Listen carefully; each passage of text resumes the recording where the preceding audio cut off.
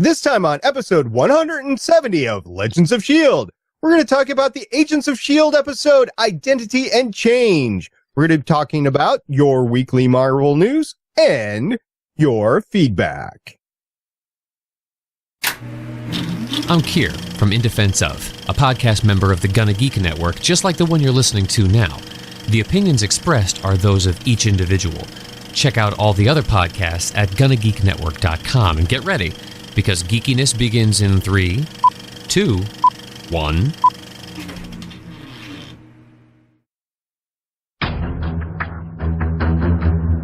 You have been granted clearance by Director Jeffrey Mace. Stand by for S.H.I.E.L.D. debriefing.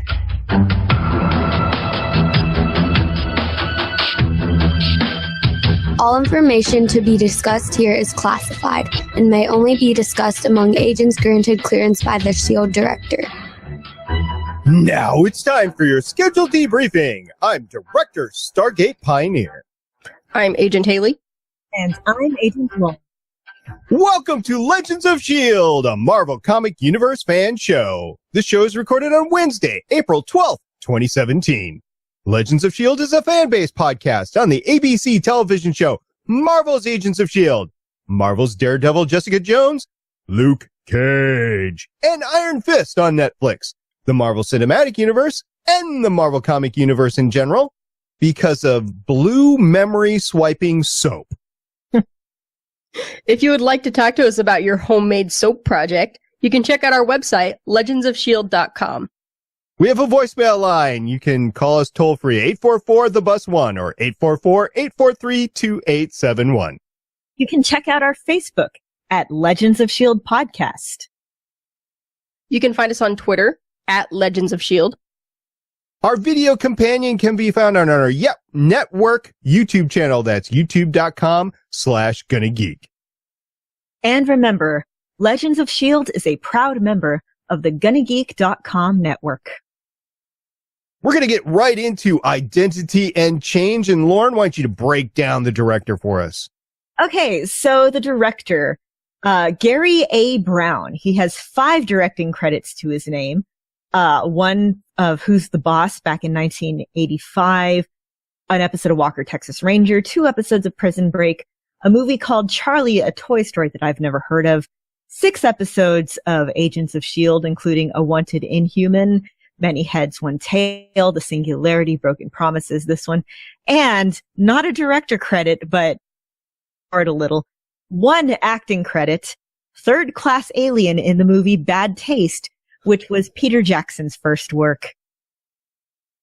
Wow, that's almost like Potato Man. This episode was written by George Kitson.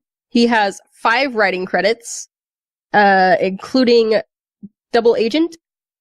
He also did Slingshot, and 2 other episodes of Agents of S.H.I.E.L.D., Paradise Lost, and this one, Identity and Change.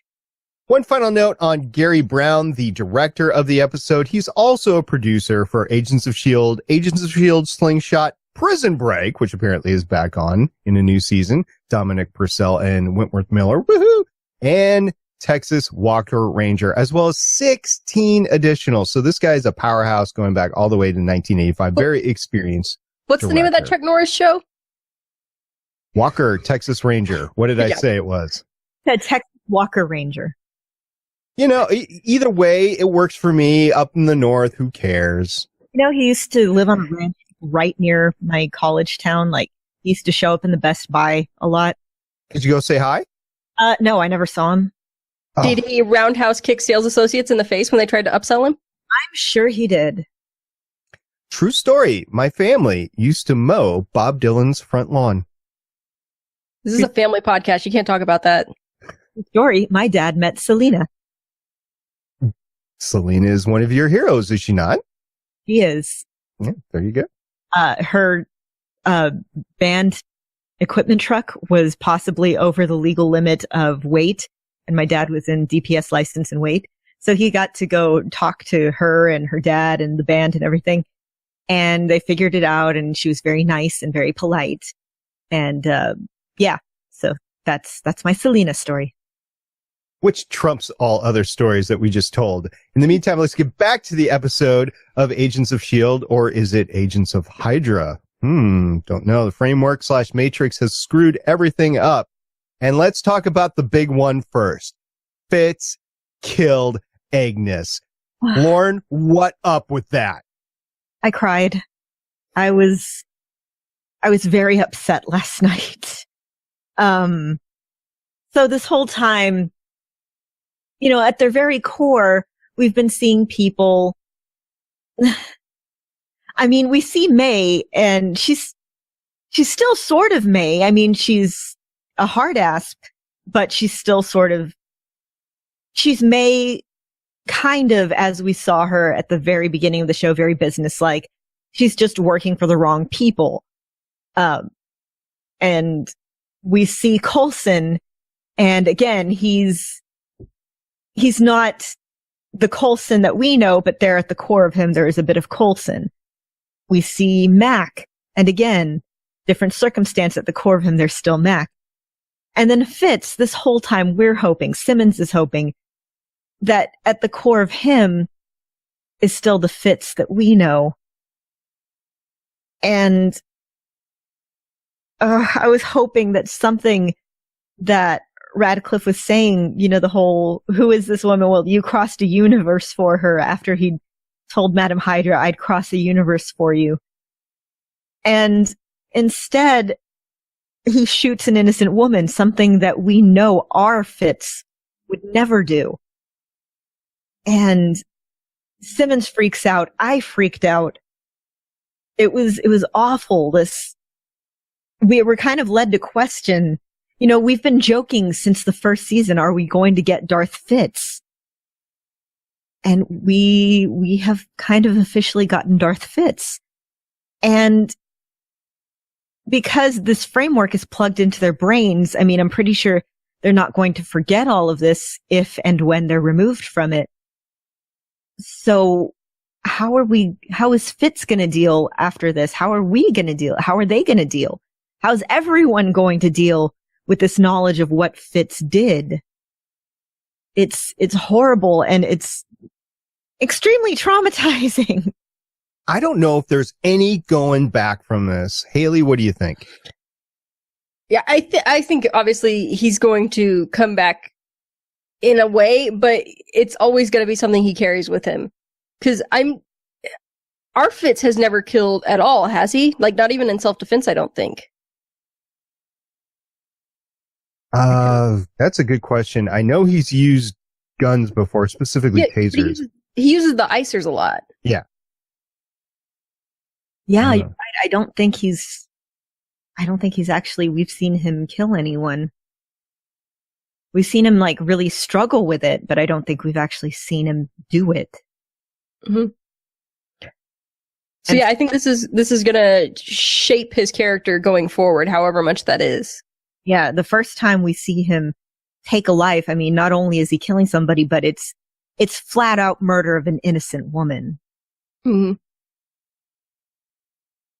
It is, and it's not just that, because the bumper scene had him, it didn't show him doing it, but obviously he was going to torture Daisy completely out of what we would think as Fitz. And he just finished torturing Batty, Radcliffe. We heard that in the background. Yeah. Yes. And I don't know, this is going to be very tough to go back from. We know that this is the framework, the Matrix, and we know that it's not real. And we know that he's been brainwashed because his one regret has been taken away. But still, this is supposed to be the core of who you are. And both May and Fitz are really struggling now. I don't think May is completely gone over the line, but she's gone over, well, a little bit. She's gone over the line a little bit. Fitz is he's completely embraced it. He will do anything for Ophelia, who is Madam Hydra, who's named by Ward in the episode. We talked about the fact that we knew it was Madam Hydra last week, but it wasn't named. Definitely named Ophelia. And Fitz the doctor is all in on it. I'm almost glad that we're postulating that the series might be coming to an end, because this is going to be difficult to deal with Fitz coming out of this, and I don't know. I don't know if I want to.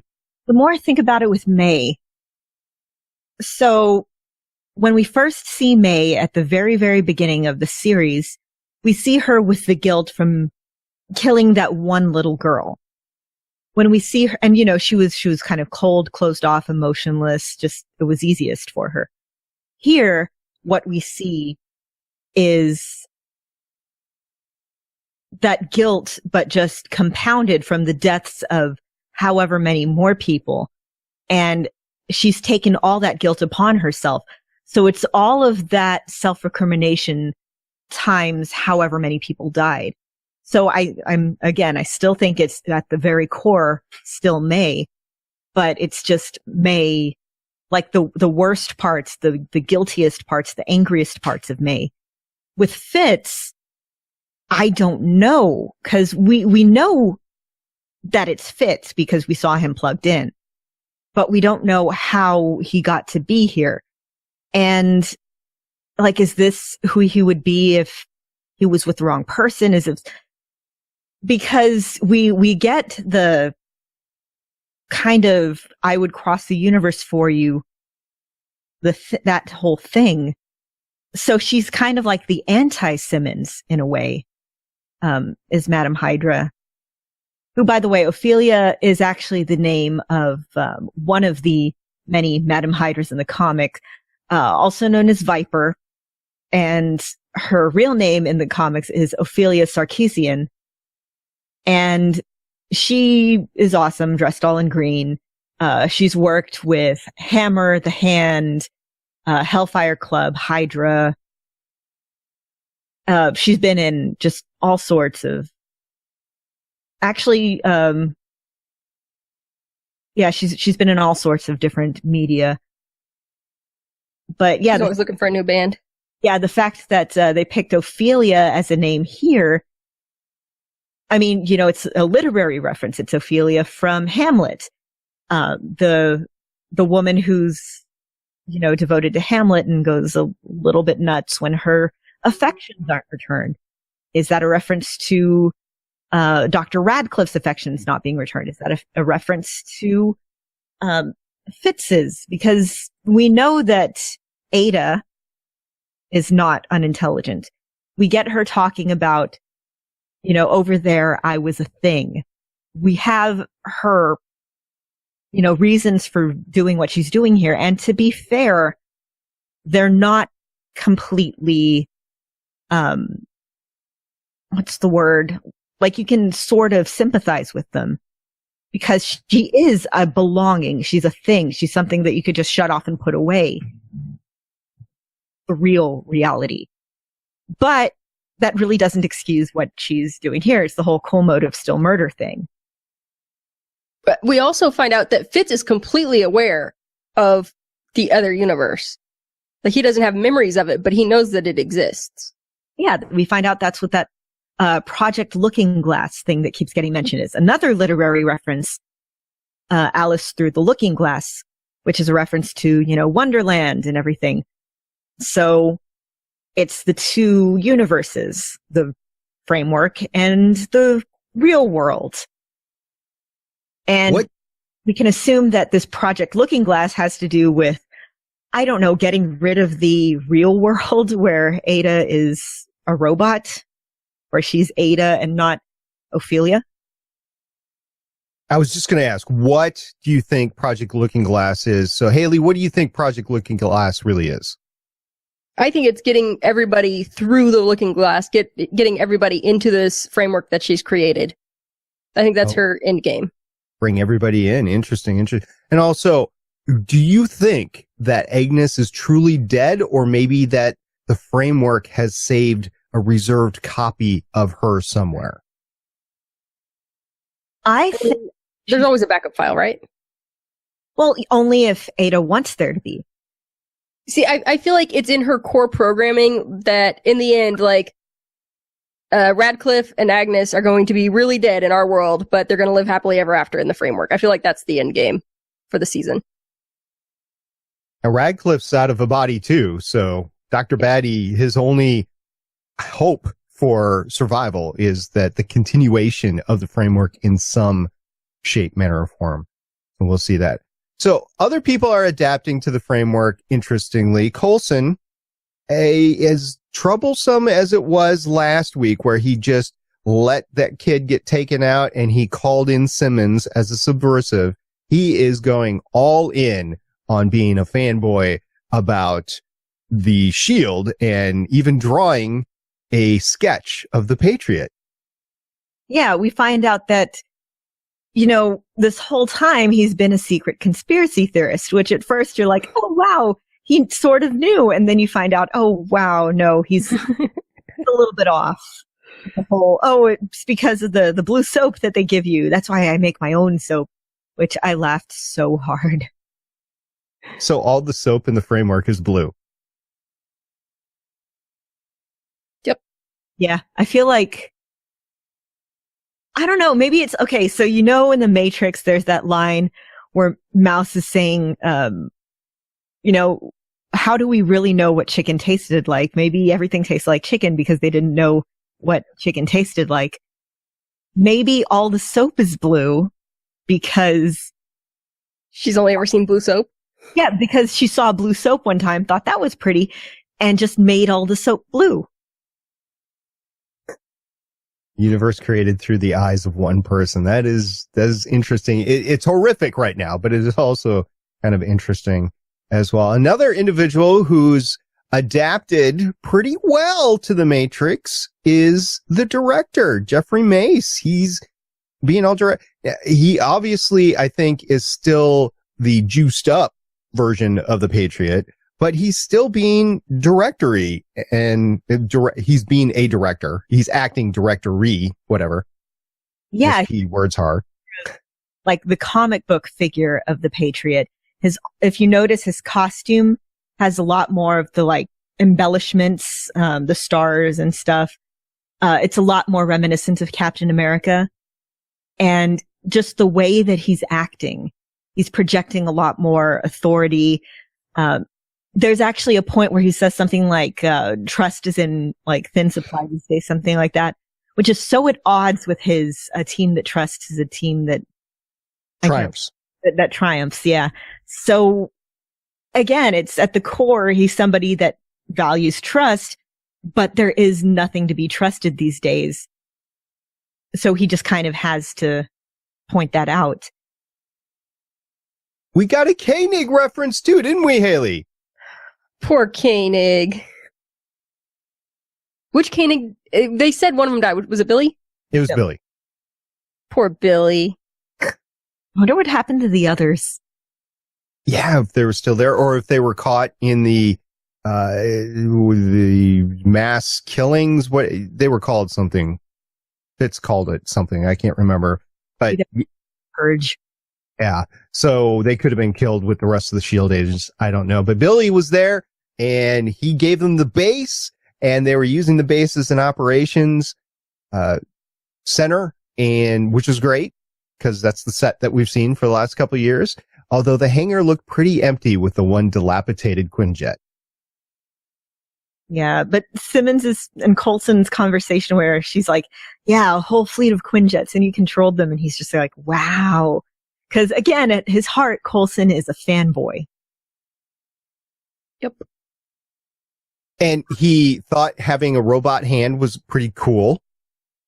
And the dude had field skills. I mean, from just being a teacher to all of a sudden firing off a gun in the field in combat, it was awesome to see him protecting Simmons and getting her the heck out of that. Although, do the Hydra agents, whatever they're called, do they go to the Stormtrooper school of shooting? Because I don't think it's entirely their fault, because I could swear I saw bullets bouncing off the bushes. I mean, it's Disney, so maybe they do. Maybe they all go to the same shooting school. What I was going to say with regards to Coulson was, I wonder how much of that is like muscle memory, which I mean is all theoretical because he's in the framework, so there are no actual muscles, but the neural pathways would still be there. Interesting. And then another of our former S.H.I.E.L.D. agents, Mac, his one regret is Hope. Obviously, we were wondering kind of what that was. He has Hope, his daughter, and he calls her Sparkplug, and he's just trying to mind his own business and have his daughter and have his family. But it's incredibly difficult to do because of all the no regrets that everybody else had. He's stuck in this universe where Hydra is the main threat, and he's got to deal with that. Yeah, we find out his daughter, she's adorable and she's smart, and she accidentally causes a little bit of trouble because she's taking apart a Hydra drone and using it for pieces. And they think, he's like, okay, well, we'll just put this back. Well, she's like, well, I'll just put this back. And we see somebody get grabbed just at a bus stop? Yeah. Just out in public.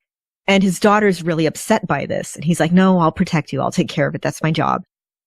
So, of course, later on, when they get grabbed by Hydra and he gets used as bait to get them, to get Daisy talking,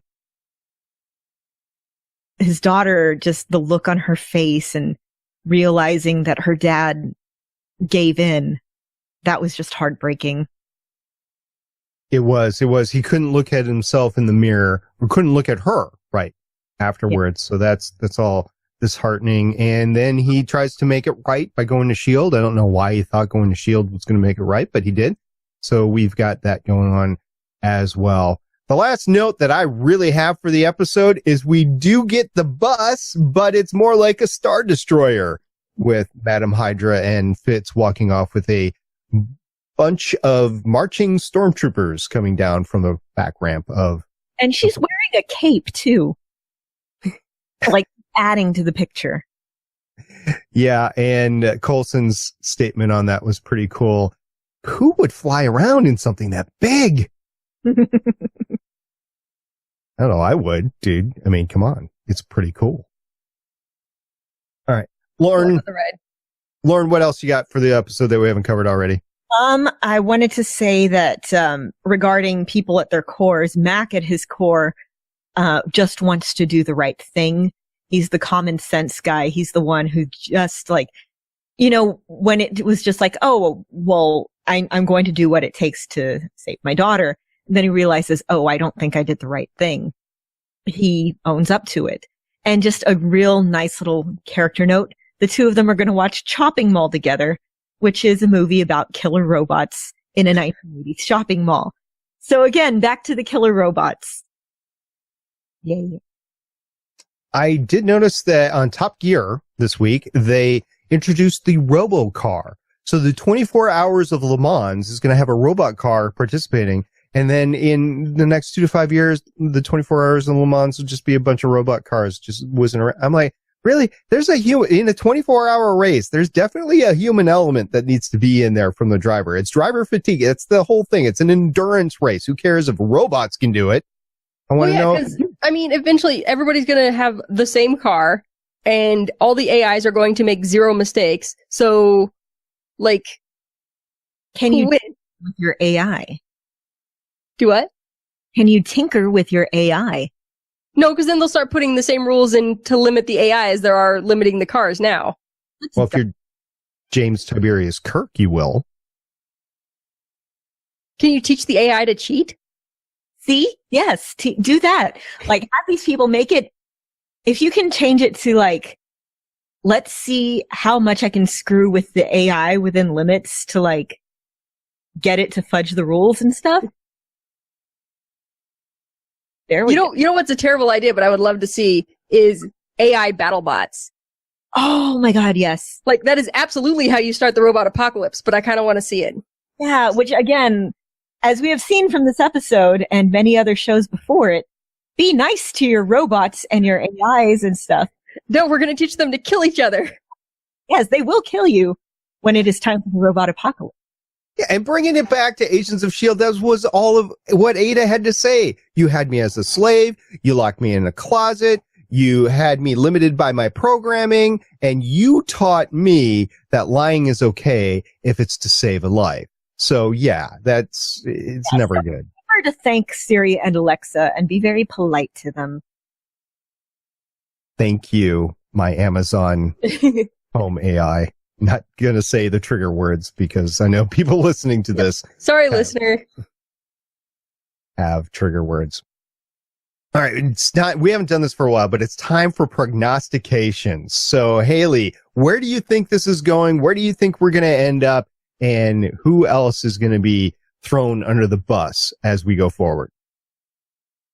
I think they've got to win Fitz back over, and then they use Fitz to figure out how Ada shut their doorway out, and then they get out.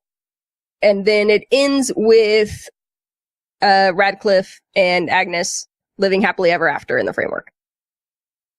So are we not going to see Yo-Yo and everybody else in the real bus, in the real world, until this is all over? We don't know how much time is passing relative to the real world. Yeah, it could be like Inception and like no time has passed at all. Because, think of that this. Like, this world started with May and Bahrain, but that happened... Not Bahrain. Yeah, it was Bahrain. Yeah, Bahrain. Years ago. But May has only been in the framework for, I don't know, what, a couple weeks maybe? A couple weeks, and at least a few of those weeks were dedicated to her escape attempts. Yeah. So I think time is passing much more quickly in the framework than it is in the real world. So Yo-Yo and anybody else might not have had time to react to anything that's happening. Interesting. Are we going to see VJ again in the season before it wraps up? I don't know. I would like to think that we might see him again in the real world. Since he's still there at the bottom of the ocean. Yeah, at the bottom of the ocean. Interesting. And we definitely need to see Lola again. Yes. And maybe they'll pull a Grease and they'll just use the flying car and just go right out the framework. Didn't they do it at the end of last season? It was last season, right? They did that. They didn't. Okay, no. They need a musical number and then the flying car out of there you go. Who's going to lead the musical number? The Mustache or Talbot? Chloe Bennett, because she actually has a singing career. I think one of the executive producer also has a singing career. Yeah, and then Coulson can dance because he's got the legs for it, as we saw on karaoke, the lip sync karaoke. Is he going to come in like a wrecking ball? He might. I will not discount the director. They could bring Peggy Carter back in the framework. They could. They can't. Why can't they? I said there's no rule that says they can't. Oh, okay. So yeah, do it. Come on, give us Peggy Carter. Come on. Do it. Do it. Do it. Do it now. Do it now. All right. I had my faith shaken in the series because of what's happening with Fitz. So I need at least another episode or two to restore my faith in the show before they go all Wheaton on me. That's just where I'm at. Is anybody else thinking the same thing, or are you gals enjoying the ride? My faith is not shaken. I am reveling in the angst just as much as I am horrified by it. Also, I need to look up all of the Skimmins fanfic now. I figure 24 hours is enough for some good heart comfort after last night. Yep. I've been thinking about this, and the reason Skimmins is so easily to ship is because Sky/Daisy has had terrible chemistry with every guy they've introduced to pair her with, but Simmons has amazing chemistry with everybody. Yes. So that reminds me, I am weirdly happy that Brett Dalton is back. And he's not, I remember I was like, oh yeah, no, this is the most interesting he's ever been when he turned evil. But now he's back and he's good. And I'm like, oh, this is just so nice. He's going to stab him in the back eventually. If he does, that's okay. If he doesn't, that's okay. Right now, I'm just kind of glad to have him back. Well, he absolutely could, because he doesn't have a real consciousness. He is just a program of the framework. Yeah. So he could go total agent of the Matrix on them, But right now, he's just a pleasant garnish on the rest of the season. I'm just very happy.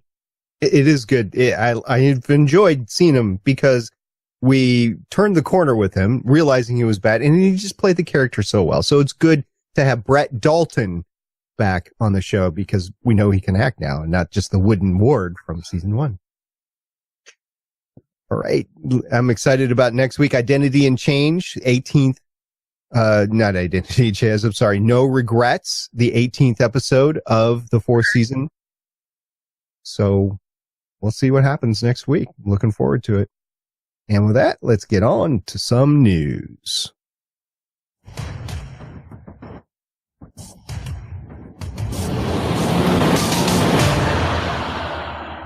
So the most amazing thing happened this week. We got a brand new Thor Ragnarok teaser trailer, and it was just delightful. In every possible way. We found out why his hair was cut. We found out why he didn't have the hammer. And we found out that the Hulk is definitely going to be in this, and he knows him from work. I've been quoting that all weekend. I had no idea that Meow Meow had been destroyed before. I'm not a fan of the Thor comics. I haven't read too much into it. I had no idea. And then Meow Meow got killed. I was like, oh, Meow Meow. Yeah. And then we get Kate Blanchett looking all gothed out and sexy. Like, come on. How can you not? And then Jeff Goldblum wearing just that fabulous outfit and he flipping those knives.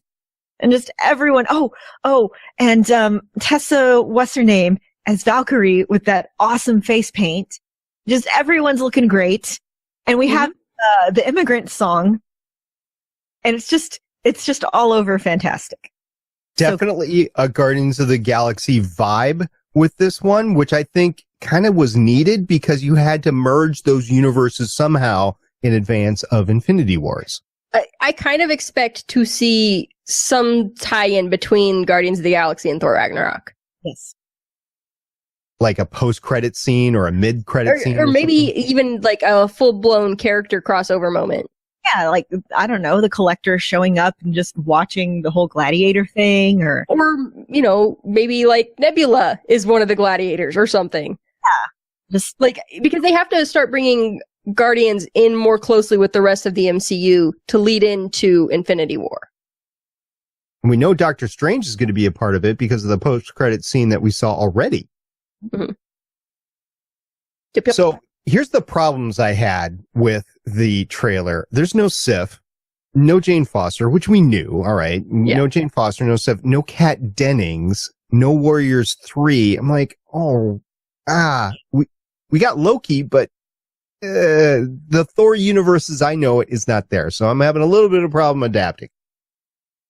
The lack of Kat Dennings and Jamie Alexander does make me sad. Yeah. Well, and Kat Dennings was to be expected because this one's not on Earth. Even though seeing Kat Dennings in Asgard would be amazing.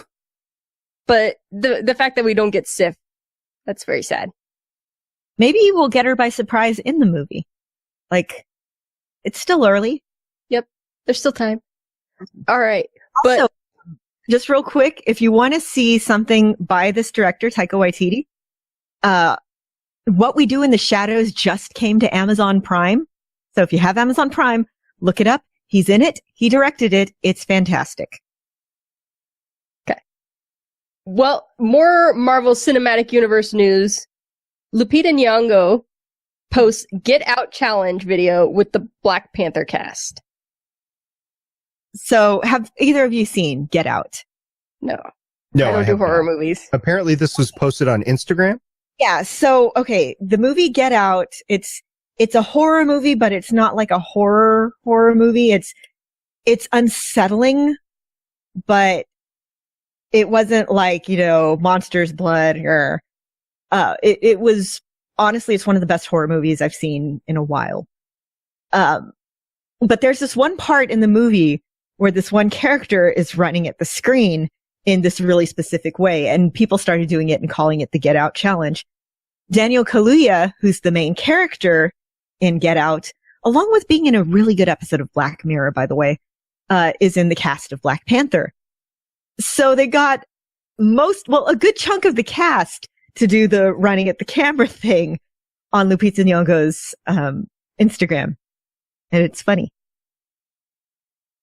Cool. Can't wait to see it afterwards. So we got some casting news today. Apparently, Josh Brolin is going to be playing Cable in Deadpool 2. Thanos as Cable. Now, I guess the fanboy in me had hopes that Fox and Marvel would at least consider some sort of future crossover, because we are ingrained in the Marvel universe. We know the differences. We know who has the film rights to these characters. But if you're just an everyday Joe and you're just peripherally aware of these characters, maybe have read the comics in the past or something like that, you're like, well, wait a minute, isn't he Thanos? I don't understand. So it's a little bit confusing to the casual fan. Except that Thanos is not immediately recognizable as Josh Brolin. On the one hand, I was still really hoping for Michael Shannon. But on the other, Josh Brolin is a really funny guy. He's a good actor. And I'm really hoping that we can get some good roundabout MCU fourth wall breaking from Deadpool this way. I mean, that would be fun. If there's not at least one joke about him being purple, then why are they even doing Deadpool 2? Dump some purple paint on and be like, oh, this looks familiar. And Cable just glares at him. And then he put it like, something like that. Or just like the light from like a purple neon sign or something reflected on him. Or like a bunch of rings. Yeah, I can't wait. I haven't seen Deadpool in a while. I got to go see it again now.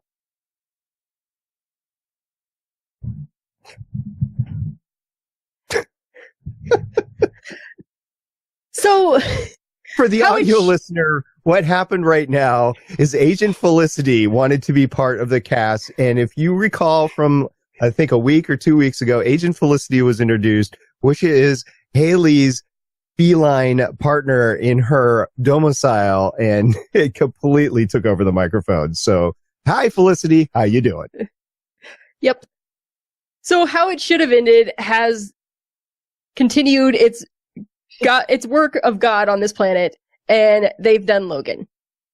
Have you guys had the chance to watch it yet? I have not had the chance to watch it yet. Seen the first 30 seconds right before we started. Oh, okay. So you missed the good part. So I have the thing from the Mary Sue pulled up, and they were like, when talking about flaws, our biggest hang up in the film was stopping to have dinner with the family. That's the point at which everything goes bad. So that's where Logan should have put his foot down. So that's kind of where the thing starts. Then my Chris's cousin, Chris being one of the people who works on it, calls up one day saying, we just heard the Les Miserables finale in the car, and we were laughing about how similar it is to the end of Logan. So we watched the end and started giggling at the possibilities. A few weeks later, there were drawings, lyrics, and an actual choir from New Zealand singing on our goofy track. So the How It Should Have Ended is literally the end track from Les Miserables, where it's Jean Valjean dying and then ascending into heaven, and the Do You Hear the People Sing? But it's with Jean and X-Men, and it's fantastic. It's so good. If you're a musical nerd, it's great because, again, it's really well performed. And if you saw, Logan, you don't even have to have seen Logan to appreciate this. All you got to know is he dies at the end. Spoiler, I guess. But oh, it's so good. You really, really, as soon as we're done recording, please watch it. It's like 6 minutes long, but it's worth every second. I've been waiting for 6 minutes of me not talking in this podcast so I can go and watch it, but you never know when that's going to happen. So I haven't had a chance yet. I can't wait to watch it. The How It Should Have Ended, is that the HISH? Is that what it's abbreviated as? Yeah, they've been nailing stuff lately. I love watching their stuff. So it's almost as good as Archer. I don't know. What do you think? Is HISH better than Archer? Are they equal? Which is better than which? The advantage of How It Should Have Ended is that they're short and they have time to just kind of consider what they're going to do. So they don't have to be on, week after week after week. They kind of take it at their own pace. But I don't remember how many it was supposed to be, but I think it was season 3 of Archer was supposed to have like 6 more episodes than ended up it actually airing. And it was because the creator was like, no, I'm done. I didn't have any more episodes to write. So they just didn't have any more episodes that season. I mean, that's how to do it. I mean, don't fill it up with crappy filler. Just tell the story that you want to tell. I think this season of Archer, we're completely off topic right now, but I think this season of Archer was supposed to be the last. But after watching the first episode, I'm like, this would disappoint fans if this is the last. They need at least another season after this. But it's been a fun season. You don't know how the whole season's going to go yet. Yeah, true. But Dreamworld so far, or Dreamland, whatever, so far has been fun. And again, only seen the one episode. I haven't had the chance to watch it yet. I just got back from vacation, so. You'll enjoy it. It's fun. Yep. Well, our last bit of Marvel news this week. A Marvel artist, Ardian Syaf, had his contract terminated for an anti-Semitic controversy. Yeah, so he's one of the artists for X-Men Gold. It was planned so that it was him, and it was going to be 2 other artists rotating in for other story arcs, just to kind of give him a rest and stick to the schedule. Ardian Syaf is an Afghani American artist. He's done loads of other work before, but with X-Men Gold #1, there was a panel that not great.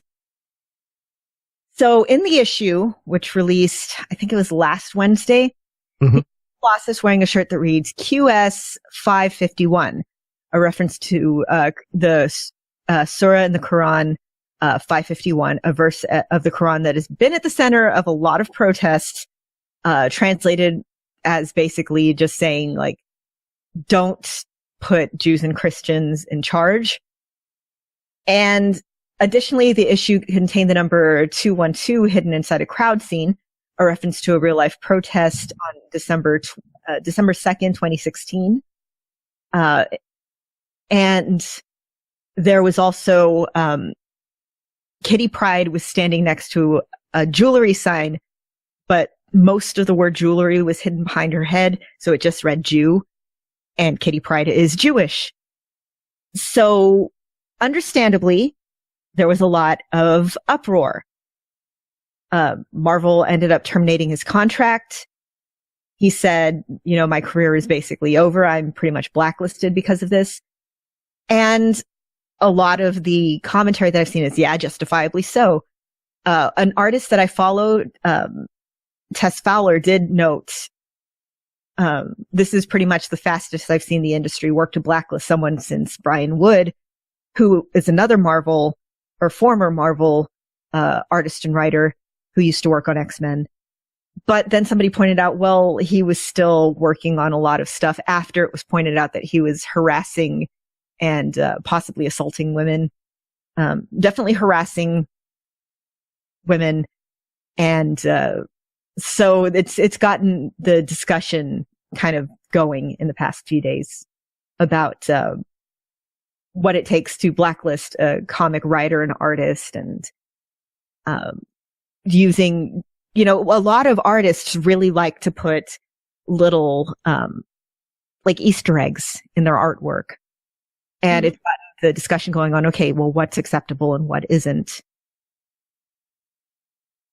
Yeah, this is compounded by the fact, of course, that Disney is involved as well. So this is an issue which... I don't know how much Disney has to do with the Marvel comics. Not much. Disney, they're still associated. So, I mean... From what I understand, mostly deals with the movies, the TV, and like licensing stuff. But the comics, from what I understood when they first bought Marvel, the comics would be free to do. I'm doing finger quotes here.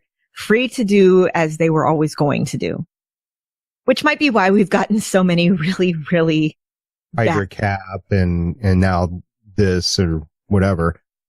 I will tell you, whatever side you fall on this, is that this has created, of course, a scarcity in the comic. And they're probably, I don't know if they're going to print another one or not. Probably not.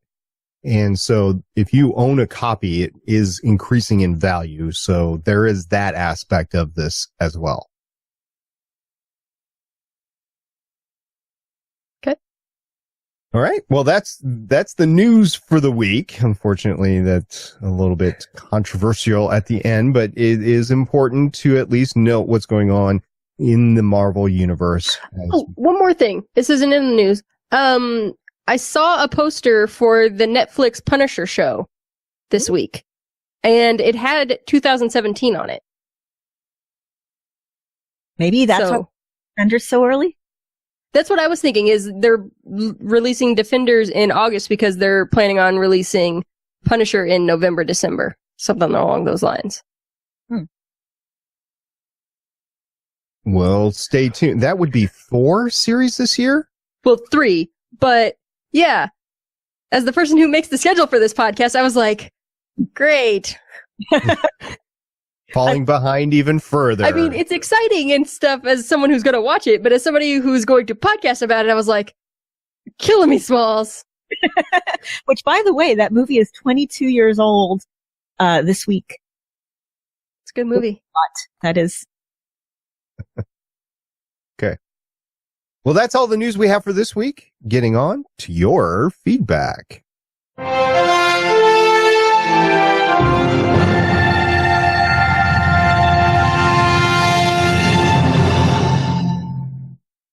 Well, some good news.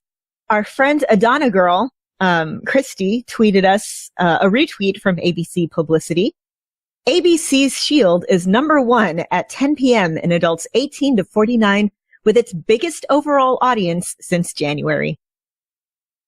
So a little bit of caveat on that. First of all, the ratings for last night were not stellar. They were like 2.54 or something like that, but they were up from the previous week at 2.15. I don't know anymore what to believe, what not to believe. ABC, as we talked about before, is in a really tough position because they don't have anything beyond a few shows that is performing really well. So we might be in a position where we get another half season of Agents of S.H.I.E.L.D. next year. We might be in a position where this final pod of episodes in the framework/matrix is the last that we get. I don't know. No decision has been made yet. It is April 12th as we record this. The May finale is looming within a month. So it'll be interesting to see if we even get a decision by the season finale of Agents of S.H.I.E.L.D. Okay, we also have at Kodiak GWC, who retweeted us from at Marvel. This November, Thor Ragnarok. Watch the teaser trailer now with, of course, he's a friend from work. So we know Richard's excited for it, just like we are. We hope the rest of you all are too, because it looks like so much fun. It does indeed. This final tweet is pretty fun here. It's at Mr. Pericles. Did you ladies see it? I did. I'm looking at it right now. He tweeted us, it's a picture. Would you replace any of your body parts with an enhanced prosthetic? And which one would it be? His answer, none, just in case Rocket comes around and decides he wants it. It's really important to me. No, I need it. I need to watch that again. Don't we all? Well, just a couple of weeks and we'll get the second one out too. Can't wait. And Baby Groot. Oh, have you seen the Geico Baby Groot commercials? They showed it. Yes, they showed it yesterday with the, during Agents of S.H.I.E.L.D. And it was so cute. The gecko, like, okay, you got to say this. I am Groot. Well, that's not your line. I am Groot. We read through this before. You have the lines. Just say the lines. I am Groot. It's so cute. It's so, and just the lighting up of Groot's face, Baby Groot's face is pretty cool. So I haven't seen that. It's Geico commercial. So you'll be subjected to advertising, but it's just plain cute. Yeah. If they're going to make us watch commercials, the least they could do is make them cute and pandering. YouTube figure out how to make me watch skippable ads, and it was to play the Wonder Woman trailer. Okay, that's fair. Yep. Works. There you go. All right, that's all the feedback we have for today, but we are open for your voicemails, your emails, StargatePioneer@GonnaGeek.com, and any other way that you can get a hold of us, Facebook, Twitter. We loved hearing you. And Lauren, you had a great time live tweeting the episode last night, didn't you? I did. It was an emotional roller coaster, and lots of people went on it with me. So it was nice to, have that sort of know that I wasn't alone as I was there screaming while watching the TV. I was in such shock I couldn't even tweet. I did watch it live. I was like, no, Fitz, no. Okay. Once again, we'll see what goes on next week. All right. So we're going to move on to the outro. Or as I commonly say, we're going to walk this one out.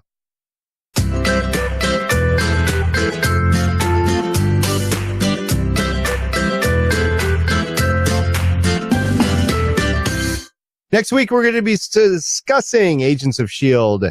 Season 4, Episode 18, No Regrets, which will be interesting because everybody has a regret. So if there's no regrets, that's going to be kind of a mess in the Matrix. We'll see. Or the framework, as it's called. And just a little reminder, you can always find our live streams at www.geeks.live. We stream live 9 p.m. Eastern, 6 p.m. Pacific on geeks.live.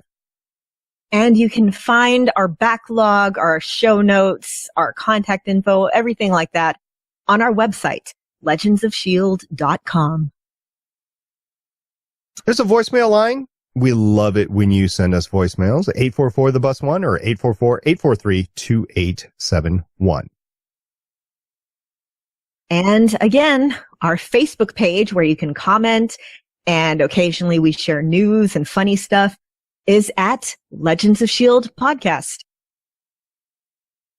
Yes, and at Legends of S.H.I.E.L.D. is our Twitter handle, and if you want to read Lauren live tweeting, that is what to follow. We have a little used Tumblr at legendsofshield.tumblr.com.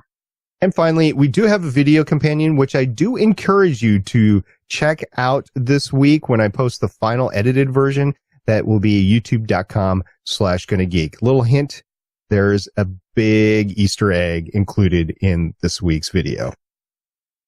Is it an actual Easter egg? I don't know if you would call it an Easter egg, although you could color an Easter egg this color. So yeah, I saw it. Yeah. Okay. All right. So thank you, everybody that has participated in our live stream. We really appreciate you coming out tonight. I know Mike Howard was there. Scott Smith was there. We had a few other people pop in. So thank you very much for spending your Wednesday nights with us. We do appreciate it. Thank you for everybody who shows up on Twitter, whether you're tweeting us funny things or the news or during the live tweets screaming along with me. We really, really appreciate it, and we love hearing from you. And thank you to everybody who has said, I know him from work this week.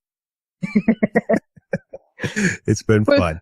Whether it's out in the wild or on social media, I've enjoyed every utterance of that. Yes, and SP's and the monkey around with it. Yeah, there you go. It has been fun. I did like the trailer. I'm going to have fun with Marvel this year, despite my disappointment in Fitz. So until next week, where we hopefully get some redemption in the Agents of S.H.I.E.L.D. crew, I'm Director Stargate Pioneer. I'm Agent Haley. And I'm Agent. See you guys next week. Bye. Bye.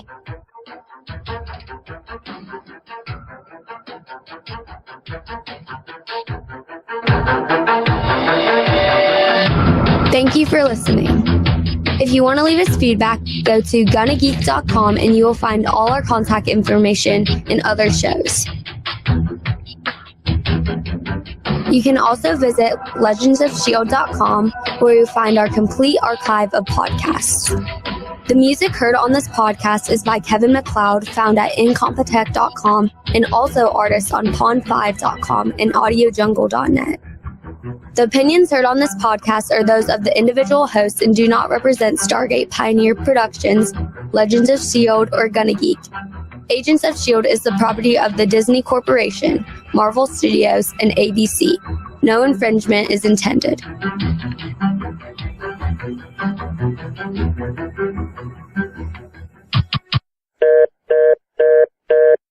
Legends of S.H.I.E.L.D is copyright 2017.